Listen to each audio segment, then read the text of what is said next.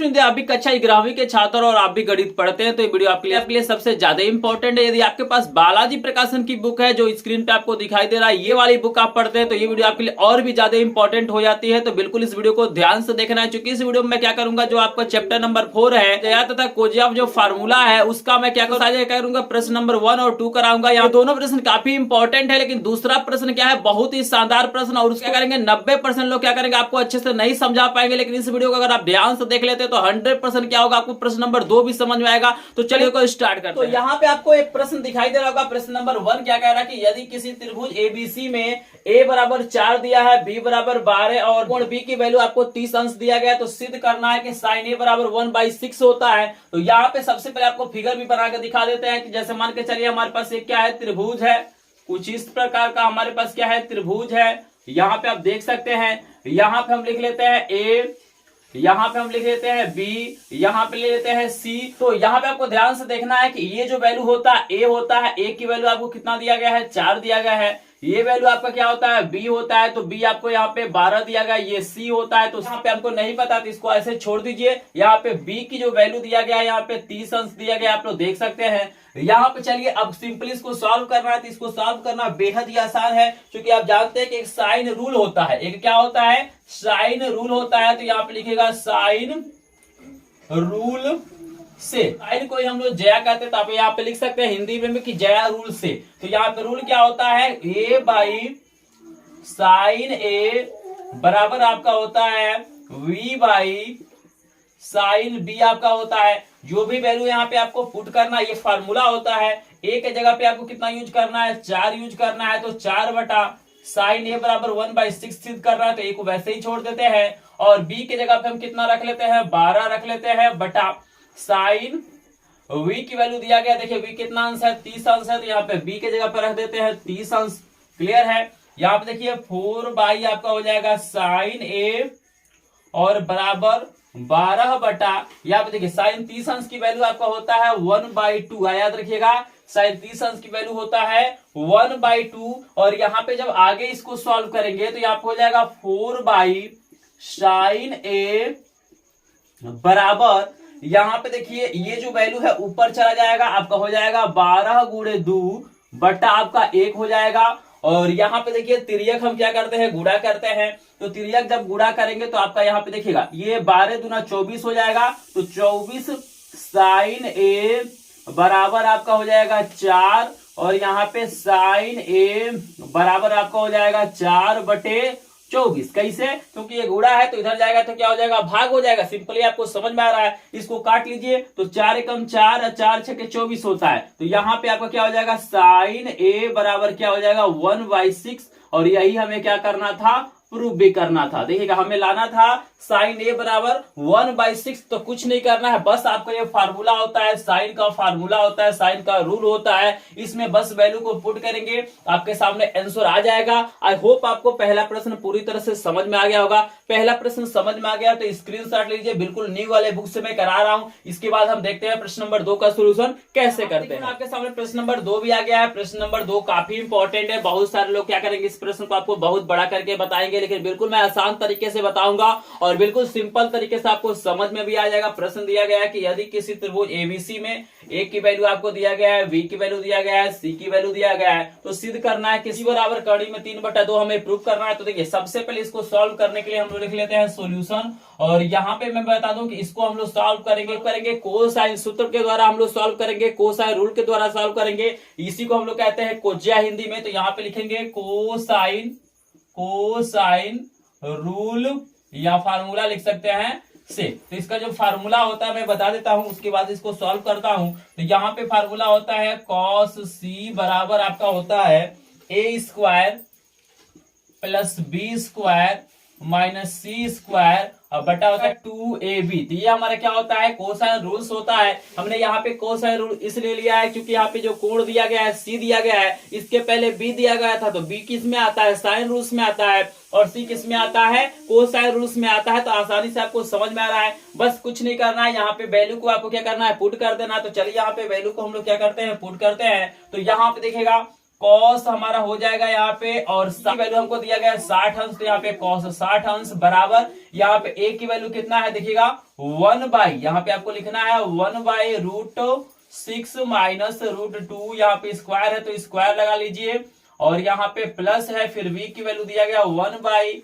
√6 plus √2, यहाँ पे square है तो स्क्वायर लगाइए, और पूरे का बटा यहाँ पे देखिएगा सी स्क्वायर है तो सी स्क्वायर भी हमें लिख लेना है चूंकि इसकी वैल्यू नहीं पता है, और 2 गुणे ए की वैल्यू कितना है 1 बाई √6 माइनस √2 इंटू आपको बी की वैल्यू दिया है 1 बाई √6 प्लस √2, तो हमने कुछ नहीं किया है, जो भी हमारे पास वैल्यू था उस वैल्यू को हमने पुट किया है, लेकिन ध्यान दीजिएगा कि ये जो बराबर लगा है इसको हम लोग क्या करेंगे बीच में लगाएंगे, यहाँ पे लिखिएगा cos 60 अंश बराबर बीच में लिखा जाता है ताकि आप इसे समझ में आए। आई होप इतना चीजें तो समझ में आ रहा होगा, कुछ नहीं किया गया है भाई, हमको a की वैल्यू दिया है b की वैल्यू दिया है, तो ये याद रखिएगा ये दूसरा चीज है, ये कैपिटल लेटर में दिया गया, ये कैपिटल लेटर में दिया गया, स्मॉल लेटर, दोनों में अंतर है, ये नहीं कि इस c के जगह पे आप 60 अंश रख देंगे, ऐसा आपको नहीं करना है, यहाँ पे कुछ और दिया गया, जो कोण है ना वो आपको दिया गया है। चलिए आगे तो वैल्यू को पुट कर सकते हैं, cos 60 अंश की जो वैल्यू आपका होता है 1/2 होता है, तभी हम रखेंगे, फिलहाल यहाँ पे बराबर लगा के यहाँ पे हम लिख देते हैं 1/2,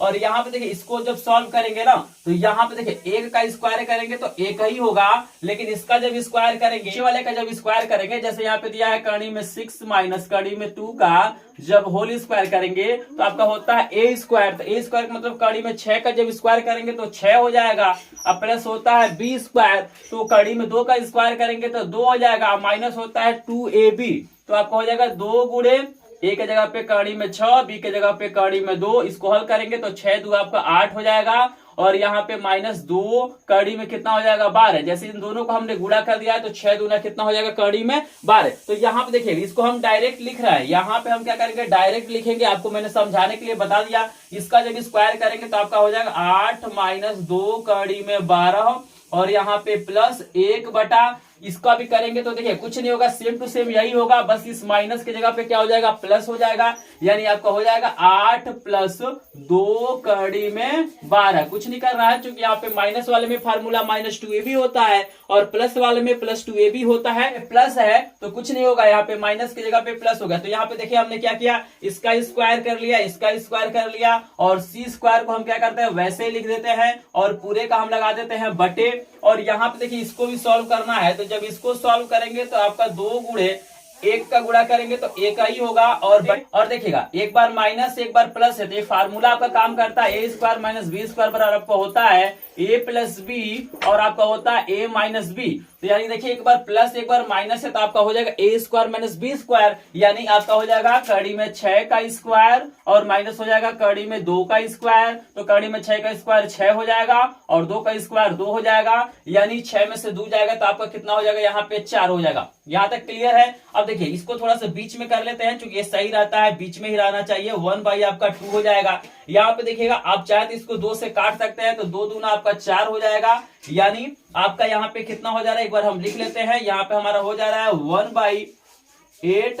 - 2√12 और यहाँ पे प्लस 1/8 + 2√12 हो जा रहा है और -c² और पूरे का बटा हमारा हो जा रहा है 1/2 और यहाँ पे बराबर आपका हो जाएगा 1/2। तो यहाँ तक तो आपको समझ में आ रहा होगा भाई, कुछ नहीं किया गया है, बस हमने क्या किया इसको थोड़ा सा सॉल्व किया है। चलिए आगे आपको बताते हैं कैसे सॉल्व करना है। 1/2 है ना, तो ये जो 2 है ना, जब आप इसको सॉल्व करेंगे तो ये ऊपर चला जाएगा, यानी ऊपर जाने का मतलब है कि जब त्रिया गुणा करेंगे तो इसमें आ जाएगा, यानी ये जो 2 आपका है इसमें गुणा हो जाएगा, तो हम गुणा करके लिख लेते हैं। यहाँ पे हो जाएगा 1/4 = ये देखिएगा ये 2 आपका यहाँ पे गुणा हो जाएगा। जिनको नहीं समझ में आएगा कमेंट सेक्शन में बताएंगे। जहाँ है ना तो ऊपर यहाँ पे जाके गुणा होगा और जब त्रिया गुणा करेंगे तो जैसे इधर गुणा है तो इधर क्या होगा भाग होगा, तो ये 2 दूना 4 हो जाएगा। अब इसको हम लिख लेते हैं। ये हमारा दिया गया 1/ यहाँ पे बचा 8 - 2√12 और यहाँ पे प्लस 1/8 + 2√12 और माइनस आपको दिया गया है c²। ये हो गया, जैसे ये 2 तो हमारे यहाँ पे गुणा हो गया। अब देखिए आपको समझ में आ रहा होगा,